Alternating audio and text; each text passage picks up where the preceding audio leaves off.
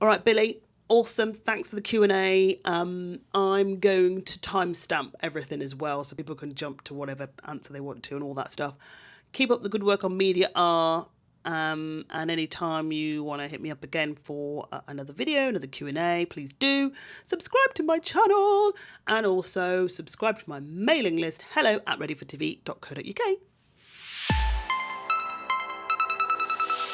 You asked me to answer some questions and I've done them in written form, but I thought after I'd written them, I thought I would do them in video as well. So let's begin.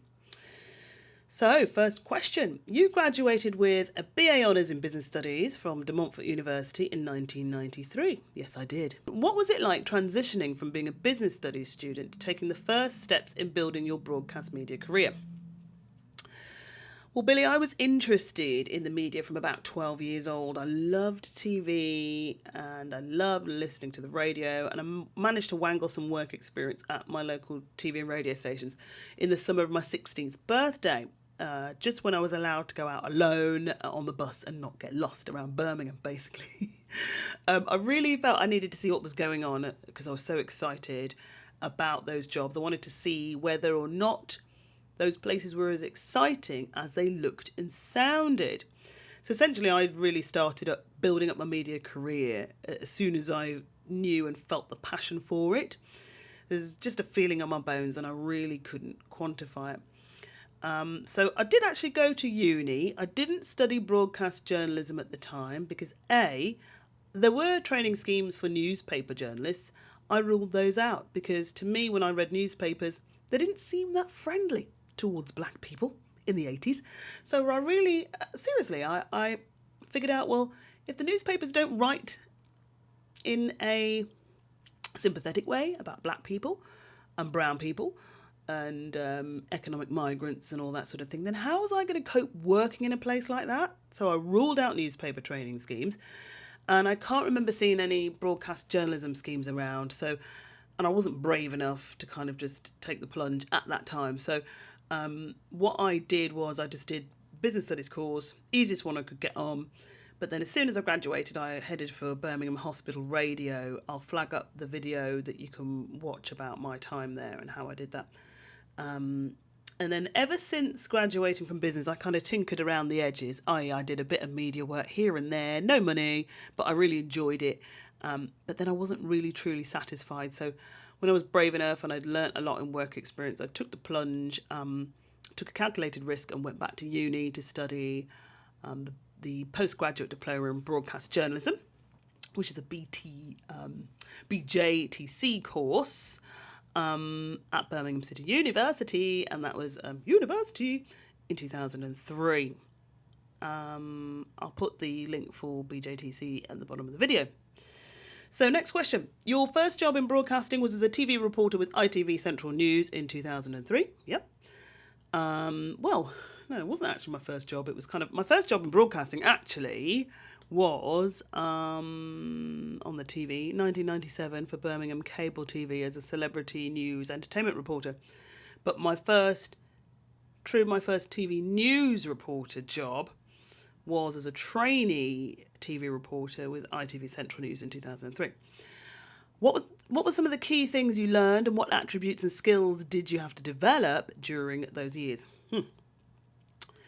Had to learn to use my initiative at Central News, my nous, and I had to be proactive.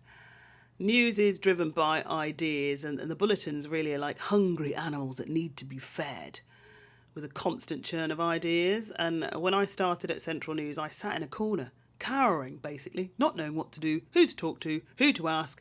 But I pretty soon got sick of that. I pretty soon got sick of kind of being a wallflower and no one really knowing who I was and what I was doing there. There were some people who were lovely. Most people were just too busy.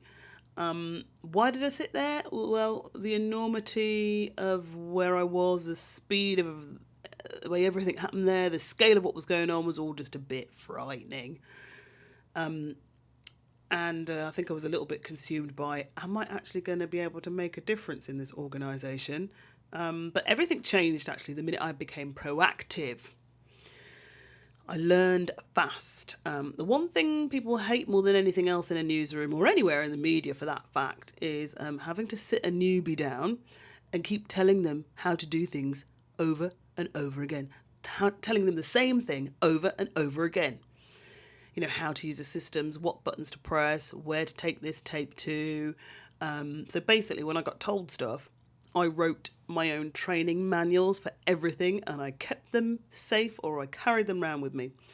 So when you told me something once, I was on it. I did it, didn't have to ask anybody again. So then I just started asking people to show me how to do stuff, do more stuff. And as long as I did it the right way, I could just crack on and I was being self-sufficient.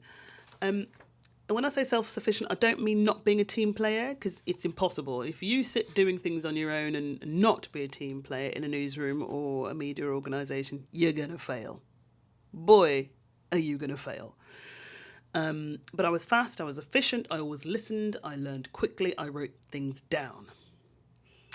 And then, you know, I started suggesting ideas for stories and not predicated on, oh, if I suggest this story, will I be able to go out and report on it? It's not all about you, even when you are in telly and when you are in TV news. It is not all about how fast you're going to get your mug on the telly. It should be predicated on how good is my idea? Does my boss want it? Does my editor want it? How far up the bulletin is it going to be? Is it going to be really cool, top story, you know, health, crime, justice, something like that? Or is it going to be an airy-fairy bottom of the bulletin story? Yeah, they're okay, but, you know, not so many brownie points when you suggest those ones. And I also learned not to run before I could walk. So again, learning fast, doing things right, doing things continually right, and then being able to move on and do something else. So, you know, all of that meant I stopped cowering in the corner. And I ended up producing bulletins, you know, the evening bulletins, the good morning bulletins. I ended up going out on stories, recording 2 ways live in the newsroom.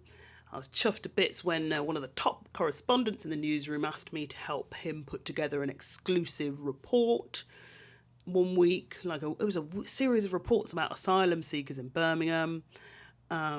You know, and producing 15-minute bulletins at the weekends on my own, sitting in the gallery, producing the presenter, all that sort of stuff happened. In your years, you spent working as a presenter and a journalist with the likes of Sky News and the BBC. What were some of your key highlights and learning experiences?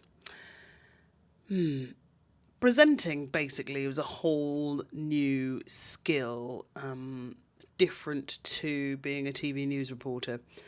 And the one thing I realised very, very quickly was that wearing a nice suit or a pretty dress with a face full of makeup is absolutely not the be-all and end-all of that job. Boy, let me tell you. And it's funny, a lot of people think that presenting is just that, hey, let's do the show. Or, yes, I'm just going to come in, get changed, sit in the chair, someone will hand me a script, and I will read it. No.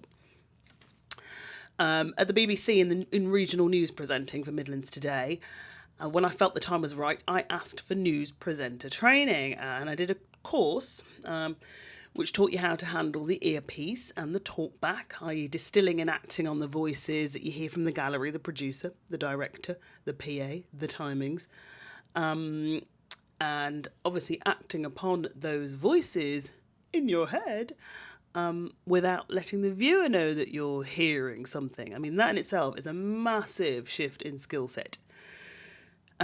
Also, when you go into like the regional news reading situation, you'll have bulletins left for you that will probably be prepared the night before, because pretty much if you're starting out on BBC Regional News, you will start with those early news bulletins. So the bulletins that go into breakfast news at every half hour, I think it is, that's starting from 6 a.m.